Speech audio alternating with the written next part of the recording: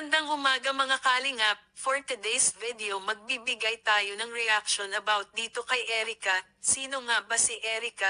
Si Erica po ay dating blinablog at natulungan ni Kalingap Rob. Sa hindi malamang dahilan si Erica ay pinatigil ang pag-vlog ni Kalingap Rob sa kanya. Ang sinabi niyang dahilan ay magfo-focus siya sa kanyang pag-aaral, pero may lumalabas na haka-haka na ang totoong dahilan ay dahil sa hindi agad na ipatayo ang bahay na pinangako ni Kalingap Rob para sa kanya.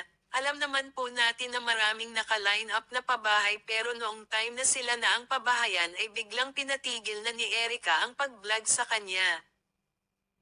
Kahit ganun ang nangyari, blessed pa din naman sila Erica dahil ngayon ay may malaman siya na siyang bahay na pinatayo ng mga sponsor na nagmamahal sa kanya at sa kanyang pamilya.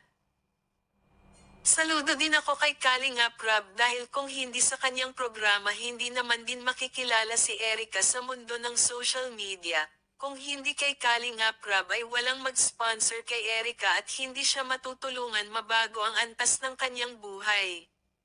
Hanggang dito na lang, and don't forget to like and subscribe po sa maliit na YouTube channel ko. Maraming salamat po. Ingat po tayong lahat at always stay positive.